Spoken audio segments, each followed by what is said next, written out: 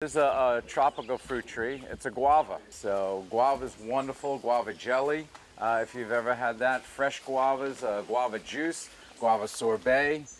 And you will see several trees that bloom with flowers and also have new fruit and old fruit on it. Somehow that's what happens with this type of weather in the Caribbean. We definitely have that. So guava is a treat. We love it. Very refreshing. And I think that a lot of the tropical fruits, just like the mango, will have that complexity of fruitiness and flavor, but also a balance of acidity and sweetness.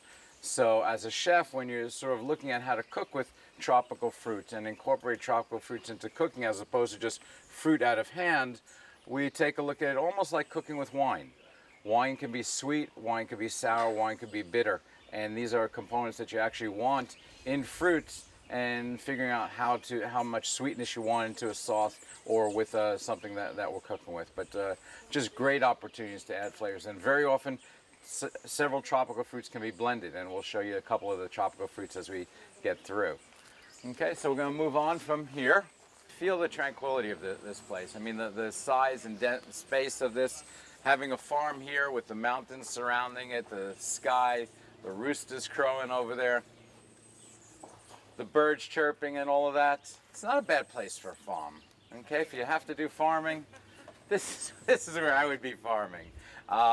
What's neat about Emerald is that we do organic farming here, so that we're using only organic materials for keeping away flies and insects and anything else, and so that having it organic doesn't necessarily make it taste better, but we know that we're not adding bad things into it that will have other effects on our food. And being natural and localized, using as much local ingredient really helps as an overall. So that's kind of where we start. This is our greenhouse here, and so we're going to come in over here. Above us here, actually, anyone give a guess as to what's growing on this orchard here? Anyone? All right. Usually because they look more like this when you see it, a little bit more crinkly, a little bit more purpley. Okay. So, no, it's actually a passion fruit. Okay. So let me see if I can. I'm gonna grab this one. Over here.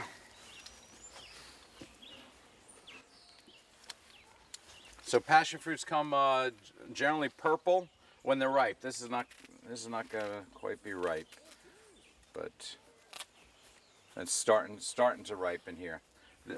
We get them purple and you get them yellow. Okay, you've probably seen lots of purple passion fruit if you've seen them in the market or something like that. I just want to see if this is tasty or not. It's a little tart for a passion fruit. Here, just pass it around to smell that. Okay. Here, did you taste that? Give that a taste. Yeah, exactly. Okay. And the good thing here at the farm, just toss the shells or whatever you're tasting, whichever you don't want to taste, just toss it back. Here you go, a little salad for you in the morning. A little salad. Hey guys. Oh, good, good. How are you? A little salad harvest for you. We go with the passion fruit. You got the vinaigrette, and there's the salad. If you've eaten yet at Jade, this is Jonathan's favorite, which is the microgreens. Okay, so these microgreens, that's the way these beds are. The beds actually take only a couple of days to pop up like this. And Jonathan, any idea what's planted on these? Well, there's only one way to find out. Yeah. For a little taste, let me see. Chris. Yeah, this is actually the micro mix, which is a little bit of Chinese cabbage, which is like bok choy. So it grows for you got 5 to 7 days, and then we harvest. So all the little, nice little decorations on plate. This is where it comes from. We also grow arugula. I think we should have some arugulas over here. There's actually a few different types of microgreens that we do grow, and also micro herbs like celery, cilantro, and basil, which is really Yeah. good.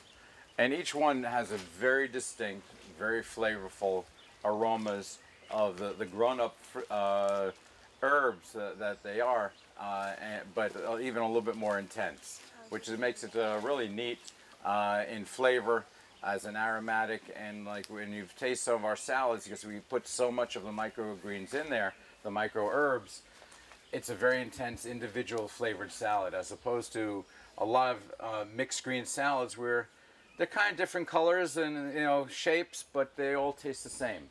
With ours, you don't get that. You get some real powerful punches of pepperiness, of sweetness, of herbaceousness, and that kind of really sets us apart and fun to make a salad like that. And it's real easy to bring up flavors or add simple things around it that's going to really blossom on the plate. So, even as a simple garnish, it's got a lot of wonderful flavor that we didn't have to do a whole lot except figure out how to pick it.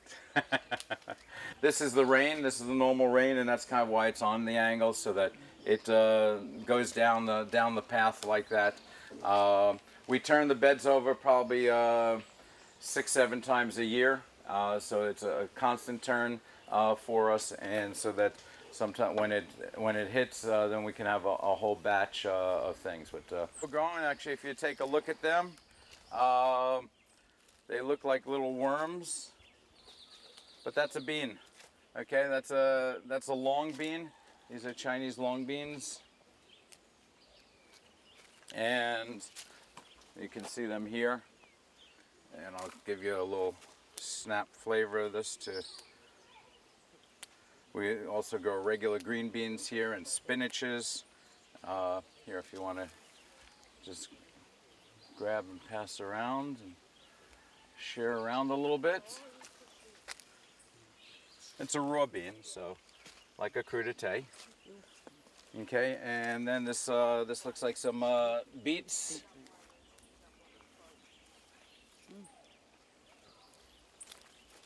Okay, so some nice beets, and it's neat when you have organic beets like that. Very often people just eat the beet, and that's a tiny little beet. But also these beet stems are delicious, and also the beet greens, so that there's 3 different components in cooking. This kind of the thing that we do as chefs is not only just take it for, I want beets, but I want the stems, and I'll use that for something else. Just imagine just using the stems if you're sauteing some green beans or some broccoli with beet stems in it. And the leaves also are probably better at braising it with some beef or putting it into a stew or something like that. So kind of neat stuff there. You collecting for later? I was looking for Contributions? Well, here. You're gonna harvest a couple more? Yeah. Okay. In the UK, we grow them so they're about that big. Yeah, that's more standard. That's almost like a radish size Yeah. that I Yeah. pulled out. But Well, we actually like them in their small. yeah, small stage. yeah. So here's one of our herbal patches.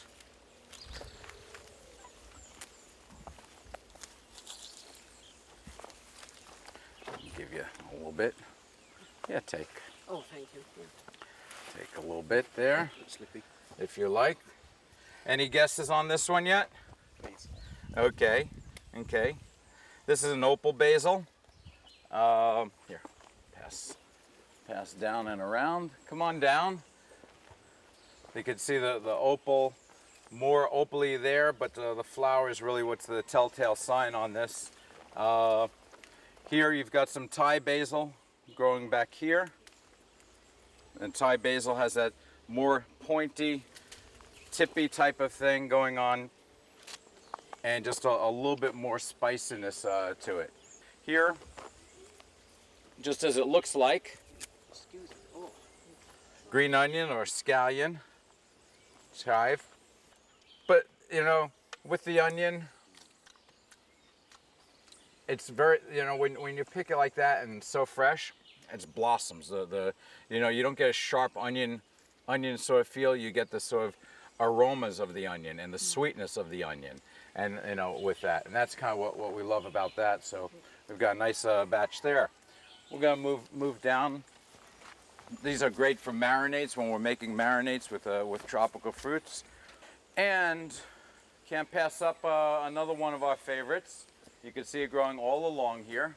You see the beautiful flowers, but you see the fruit on it as well. Aubergines or eggplants, okay? This is some of our baby purple eggplants. Okay, they're called storybook eggplants. Beautiful. Jonathan's going to definitely take these, I know for the... It's definitely one of his favorites. But they're neat. They do grow larger, but we like them like this. We like them like that. Grilling these eggplants with a little bit of a soy ginger marinade. Kind of obvious connection and flavors that work well together, but delicious. So that kind of really works there. Here next door, we got some more that are growing, but this is see the flowers, but they're going to grow out, kind of starting off over here, not even coloration yet, but you can see those going all along here. So we've got a lot. This is some more beans. That's a little green bean. You can see the little green bean growing in here. Okay, so a little fresh squash with squash blossoms, delicious. You've probably you rarely see them in the market. Just definitely a favorite. Stuffing with goat cheese, chilies, anything like that. Roasting them or just opening the petal, delicious. And then again, you have the cousin of it, the squash itself. So you can see them all along here into this bed going on. Look at that. That's such a dynamic color contrast between the deep yellows and the flowers. The beginnings of a carrot. The beginnings of it. But smell that. That smells like fresh carrot, doesn't it? Yeah. Sweet carrot. Very interesting. Although it's not even developed. Yeah. See, we can use that as carrot tops. Right now as carrot tops, that really will give us a lot of flavor. That's the kind of thing that we look like. The celery also. Yeah. Oh, no, you won't. I'll replant that. The celery leaves also here. Just smell the aromatics of the celery leaf on that. Thanks, Jade. Here, pass that around there. So you get the idea of how much pungent flavors, aromatics that we have by pulling it fresh from the farm, not being 10 days away from the supply, being able to pick it this morning, bring it over to Jade or Anse Chastanet, and then being able to cook with it. There's nothing like it. It really makes a big difference for us.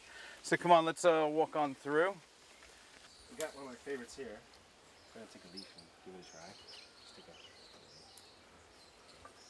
Just here, take a little leaf. We're gonna play guess the vegetable here. I was wondering.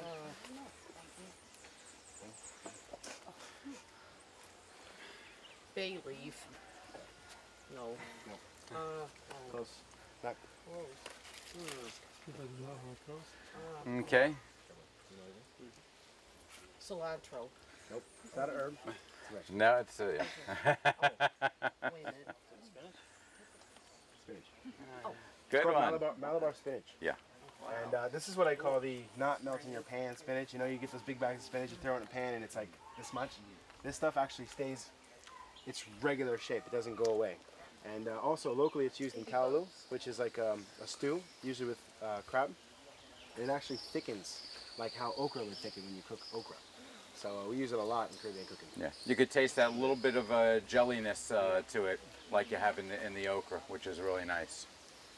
Okay, this is this is our specimen cinnamon tree here. Though up on the farm on the other side, up the hill, we've probably got a number, probably about 45 or 50 of the cinnamon trees. A couple things happen with cinnamon. The cinnamon, actually, we take it and you have the leaves of the cinnamon tree. I'm gonna just pull some of these off, because you've got the making cinnamon tea. If you take that and crack it, okay, just take it and crack it like that, and you'll smell it, okay? Take it and crack a leaf. And just for herb mixtures, for teas, very, very warming, very subtle flavors to that. Then actually what we do for harvesting the cinnamon happens over here. This is I'm not going to harvest this tree here, but what we do is take a machete basically and cut a square section out of here. You can see several harvests that have happened here. Cutting a square section out, then after that you just tap it with the back of the machete. You'll tap, tap, tap it until this separates out and you harvest this bark. This bark is what you see, because what happens is when it dries, you take that little bark segment, let it dry, and it curls. And that's the tweels that you see in the cinnamon that you get it. We've got some beautiful local cinnamon here. There's several types of and varieties of cinnamon out there. This one here in the Caribbean, delicious, very aromatic. Not as hot as some of the, like the Saigon cinnamon or the Sri Lanka cinnamons, which are a little bit more mild, but very spicy. This is a little bit more of a mild. This is actually, we call in wild cinnamon, because it's not the industrially people are growing in the countries for the important cinnamon around the world. Like example, if I going to tell you, like when you do like a commercially grow up the cinnamons, it's grow up like 5 to 6 feet height. That's it. And then when it is become like 1 inches diameter, and then like they start to cut it, and then they have a separate place to just light warm up, and then every day they knock the cinnamon stick, and then day by day they polishing it. They have a special technique to polish the cinnamon, and then within few days it's skin removed from the hard part of the tree, and then they pack it and then they sell it. But actually this wild cinnamon, but its flavor is the same. There is no difference with the flavor. Yeah. But we call it that wild cinnamon. Yeah, this is just a couple pieces of bark there. And take that and pass around, see you. Right? Nice. On a farm, there's always something going on, right? Anyone? Limes, yeah, exactly. I'll tell you what, between the mint and the limes, we can do all right here. So, yeah, again, here, pass that around. Wow. Anybody else see? The essential oils, just wonderful. If you can smell that, here, Pet. Lime or key lime, That's actually a key lime. This is? Yeah, yeah, Oh, I was wondering. yeah. So really nice, really flavorful, very refreshing. So there's always something going on here.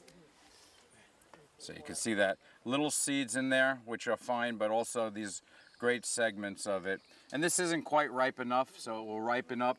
And when it's riper, it gets juicier, and then just really wonderful. But for cooking, for marinades, for grilling, for drinks, lots of drinks. So now you know why in the Caribbean, the rum and the mangoes and the limes and the mint goes tremendously. Very refreshing out here.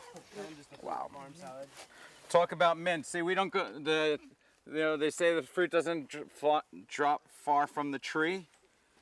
There's our mint. There's our limes. So we kind of get it that this is the mojito corner. So when we're looking for the farmer, right here. All you need is a little rock over there to sit on with the rum, the lime, the mint, and the mangoes back here. The mangoes, you can see them, the mango longs back here, but also back here, I just want to point out some pineapple. Okay, some beautiful pineapples growing here. What? No, I don't think so. It's getting close. No, it's still way too solid, way too young for that. But it's coming along. Mints, all this is mint beds, and this is not even enough for us. We drink so much mojitos, it's crazy. So we love that mint that's growing there. Here, you see that? The banana tree over here? Big purple flower, that's the head of and then you have a hand of bananas hanging. You got 2 trees there, and then the one in front of it is a papaya tree, and you can see the yellow and the green papayas growing in that. So, really nice. Really nice stuff. And you can see there's a nice little butterfly land here, which is great. Butterflies help us nicely. Here's the fennel I was talking about, which was on the far side. Just some nice fennels that were growing, which just real tasty. Fennel works so well with seafood. Very nice with the shrimp, with the local fish, the snappers, the pompano, wahoo, cobia. Really, really tasty. Has anybody ever seen an okra plant? The flower is absolutely beautiful. Absolutely beautiful. So if you want to get a close-up of that one. But there's a way to tell if the okra is ready to go, and that's if the top bends and it snaps off. That's how they know when to harvest it. So we use this a lot, especially in this stage here, the small stage. But it's really, really beautiful. It's really beautiful in this stage because it's really tender. The seeds haven't fully developed, so you just kind of slice it up. You can also slice it in half, bread it. You can stuff them, especially when they get a little bit bigger. You can stuff them, which are really, really good. So give it a smell. It smells good. Wow, look at this thing. That is a happy tree. This is called the Suriname cherry. Has a really really unique flavor. Here, we'll try. There's a seed in the middle, so don't take a big bite. Again, making a marmalade, making a marinade for this, a glaze, cooking that, or fresh with yogurt. Again, very refreshing. Right? A little bit of acidity. A little It's bit like of a weird acidity Sour there. Patch Kid, you know? Exactly. I was just thinking. These are our seasoning chilies. These are delicious. How many plants do you find that you can like kind of cross-pollinate to make them more spicy, less spicy? That's a good question. I'm not quite sure. I think it's more on the varietal side. As you see, that chili, which is the little bit longer, spicier. That's a spicier chili. Mm-hmm. These are seasoning chilies, which are kind of sweet. Here, if you like, give these again, chilies. Give it a nibble if you like. If not, do not. But they're not going to be hot in general, unless it smells really hot. Before you just crack it. Anyone else? Anyone else daring this morning on it? Okay, here. Okay, just. I love them. In a ceviche, in a salsa. Really nice, warming heat, soft, warm, very citrusy, aromatic.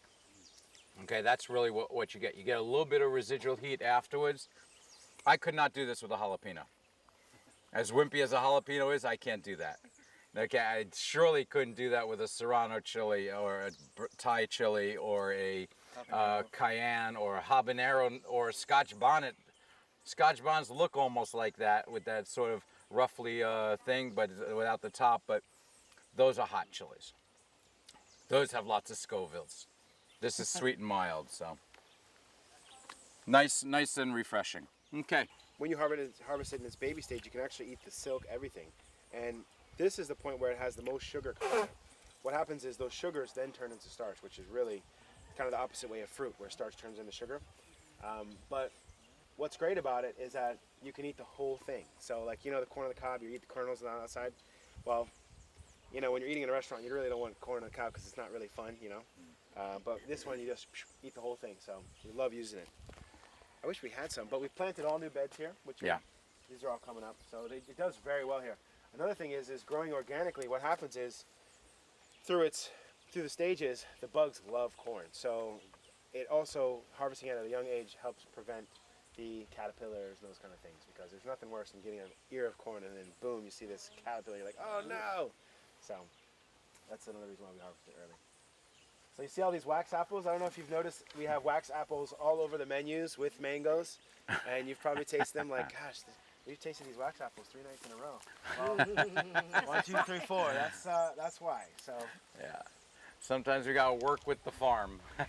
We can tell them what to plant, but when it hits season, when it hits ripeness, somehow that, not every year do you have this kind of harvest. This No, no. is This is a the big. second year in a row where it's huge. Yeah, this is a huge harvest. So do you use it to make jams and things? Yeah. The surplus Yeah. ones? Well, jams, it has too high of a water content, so you Right. can't really make jams, but Chutneys juices, chutneys, jellies, salsas, shaved raw on a salad, you name it. We soup, Use it. sorbet, I mean, everything, I don't think there's something we haven't put it on yet. you know? Right. Do you know the food value of it? Is there... There's really it's not very nutritional dense, it's kind of like, it's so much water based.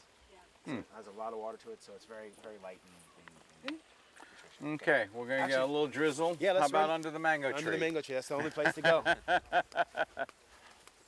Some eggplants along here. And actually here on your right, this is actually a cashew tree, which I wanted to show you. Go ahead. This is the only one that I could find, but the fruit gets really big, and then this is the cashew nut that comes out of the bottom of it, which I think is really cool. Really old tree. This is probably a 90 or 100-year-old tree, which is kind of very old for mango trees. But if you also take a moment, you can see it. 1, 2, 3, 4 trees back there also that are mango trees. You can see them up there. These are not quite ripe. They'll start to ripen.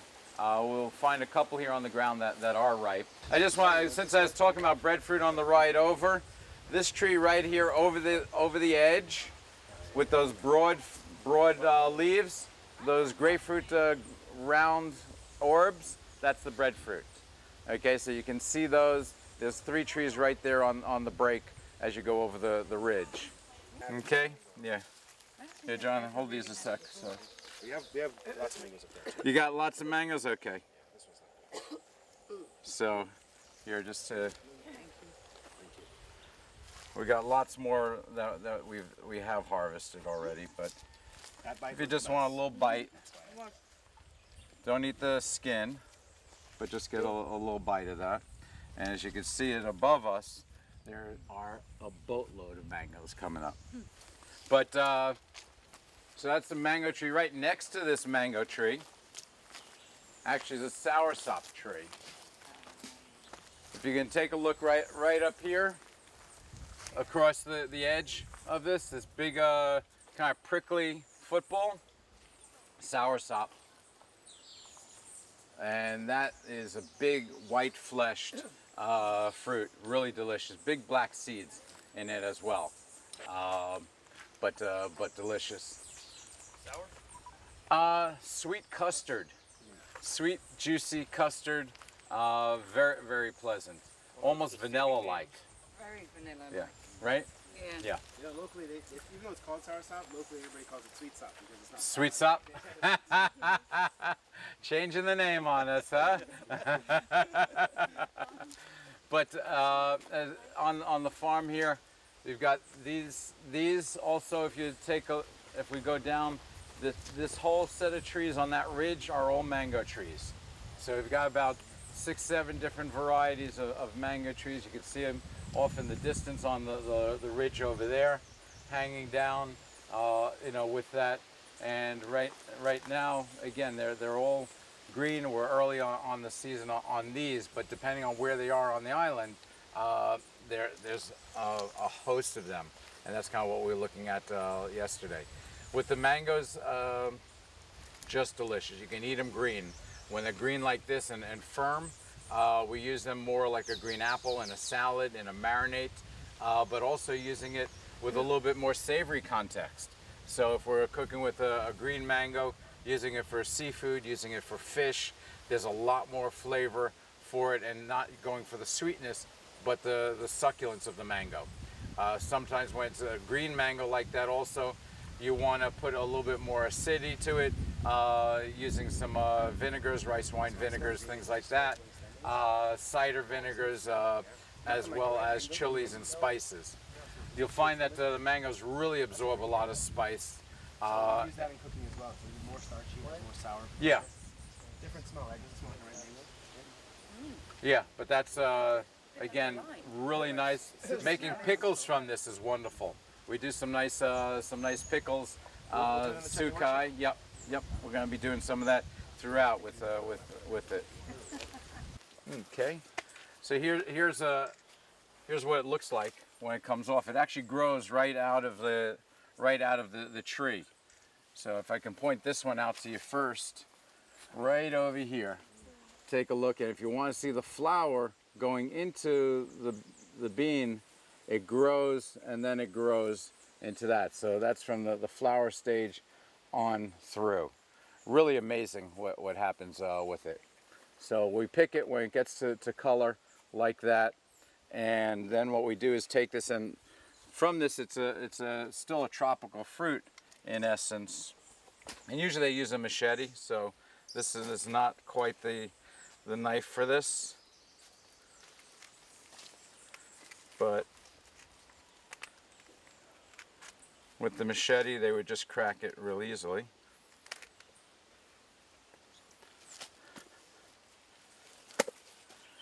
And then you've got, pop that open.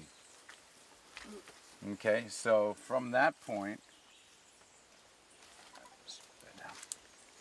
so here, this is what happens. This is when they harvest it. When you harvest the beans, they have this mucusy outside. So I'm going to let you taste this, because this is what it tastes like.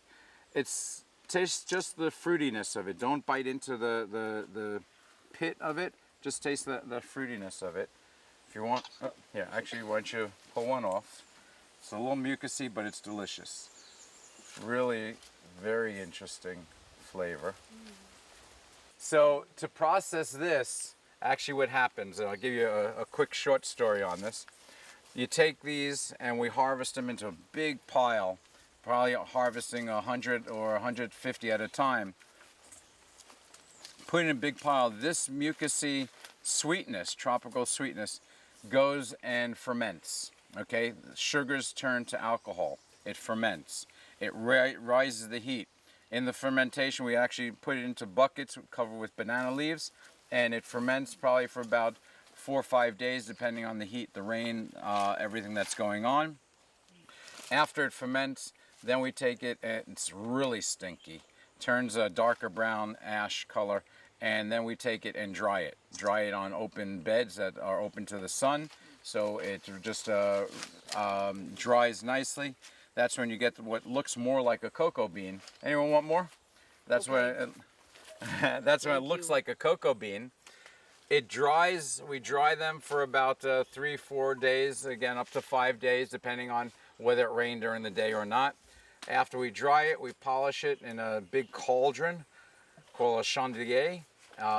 Traditionally, putting a little water in the big cauldron, and someone steps in it and does a dance, polishing it with their feet. Just washing it, polishing this pulp that's dried off of it, and that's the bean. That bean is then bagged up, and that's how it's sold around the world as cocoa beans. Our beans we've taken and we've started to make our own chocolate from it. And the process of making chocolate from the bean is then taking it and roasting it and toasting it, cracking it, winnowing the outer shells, and then you've got the nibs, which is the real deep, dense chocolatey flavor without anything in it. So then we take that chocolatey flavor and grind it for about 25 to 36 hours, adding just a little bit of sugar for instance, when we make a 70% chocolate bar, it has about 7 pounds of chocolate to about 3 pounds of sugar. And that's a 70% chocolate bar. And that's kind of what we've done. We've started to make our own Emerald Estate chocolate, vintage chocolate, which is organic as well, handmade. It's delicious. We'll be trying it at Jade during the week, so you'll see that as well. But this is, again, just one of the beautiful benefits of having the trees here and making it fresh from the garden, from the tree to the bar. Is kind of just the whole theme of what we do at Jade, is bring the fresh, organic, farm-made products and using that inspiration, using that flavor, and just having a great time with it for all of you. Look at this little tiny tree. 1, 2, 3, 4, 5, 6. A lot. Look what's happening here. That's a happy tree. A really happy tree. Coconut drops from the tree. It grows where it lies. We got another coconut tree coming up. Okay? Just like that. It's amazing. So that's why it's so easy to grow organically and not have to fuss with it so much. It is a challenge with the bugs, with some of the other things that are here, but the natural growing, because it's volcanic soil, because it's the area of this, we're on the edge of the rainforest as well, it's just naturally rich in growing. Here's the soursop that we were just talking about. And again, I'll take a moment.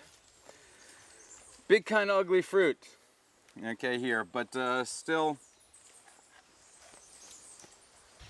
yeah, this is green as anything. But just so you can see the inside, this is typical of what it looks like. But usually, just like in the chocolate that we just tasted, it's that gooey. It's not quite that gooey, but that's sweet and that lush. And so that these seeds just pop out just as you're eating. You really don't separate it out. You take it like watermelon, where you take the watermelon, eat it, and spit out the seeds. That's the kind of way that generally you have that. Smoothies are great with this. Sorbets, almost anything in that sort of family. We always have it for, and whenever we can, we have it for juices. Morning tropical juices, they're just wonderful with the soursop.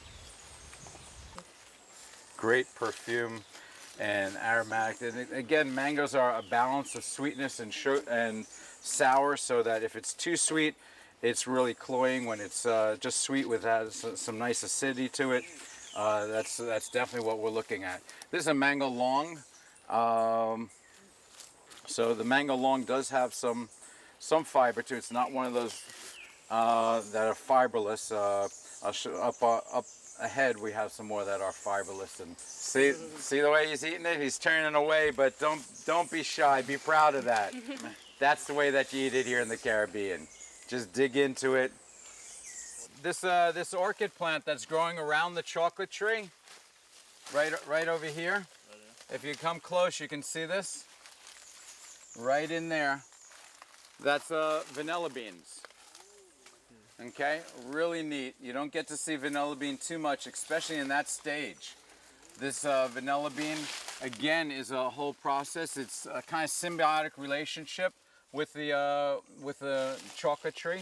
It's not growing together, but it's sort of growing intertwined. So it's this great vine here with that. Yeah, here, look. Where is it? Here, can you see this? Oh, that little thing. These things that are sticking out here. Oh, those. Yeah. Those right there, that's the bean. Okay, they're very young and immature, but actually vanilla bean goes through the same process, but differently in chocolate making. Okay, so it has to ferment. It has to, once it's mature, it has to be fermented and dried and cured. So it really takes a whole hands-on process. And that's really where the cost in it is, because it's not, this are very hard to pollinate. They don't pollinate very easily, but when you do see them, it's wonderful. Mostly vanilla is hand pollinated, and there's a couple different varieties of vanilla throughout the world, but just beautiful. Yeah, that's a treat. We gotta keep an eye on this, so we're gonna make some vanilla. Then cure it in some a little bit of bourbon or something like that, or rum. It's delicious. Really wonderful aromatics like that. Okay, this Julie mango is a different shape. Okay, so different shape, different color, different flavor. And this is this is a baby as towards that. But what you can do on the Julie, it's squared off down here, and it's kind of square shoulders on the Julie mango, which is just a kind of a different shape for it. Again, this is kind of underripe, but a green Julie is actually pretty tasty too. Not really going to be enough to go around, but just smell it and pass around. So give a smell and pass around with that. This is the tree here. You can see them. There's some beautiful fruit. And I'm sure if we searched around or we had a picker, what we do for picking actually is we have a long rod, like a bamboo fishing rod, about 12 feet long, with a little sharp edge at the top and a little net. So it's almost like a pool skimmer. And you take this, and usually it's 2 blades, and you sort of poke it, and you just cut across the hanging, and it falls, the fruit falls right into the basket.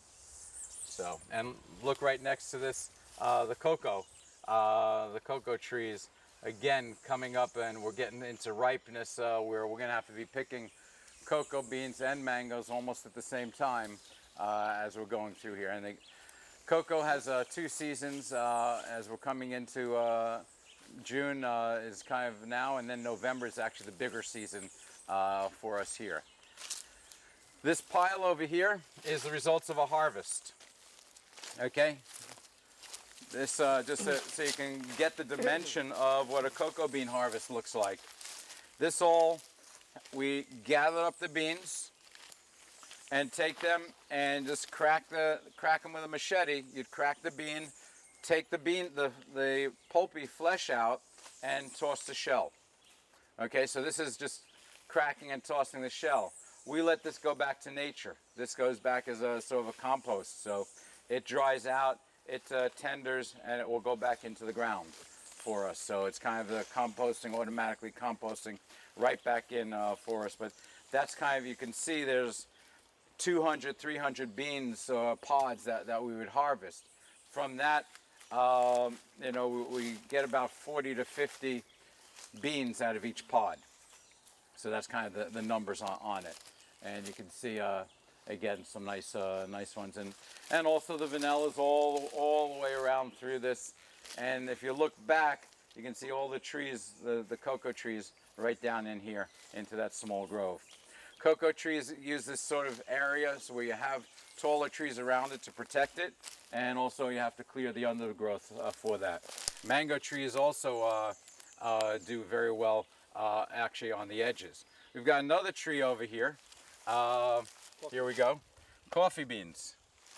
That's the coffee cherries. You can take a look at that. We don't have a lot of coffee here we've got, I think, 2 or 3 trees of coffee beans. And this starts off again as a big cherry, and then you're actually using the bean, you're drying it and when you harvest it, and then it becomes a green bean that has to be roasted. Little, brown thing So here you there. can see it right naturally on the tree itself. Get the darn thing in there.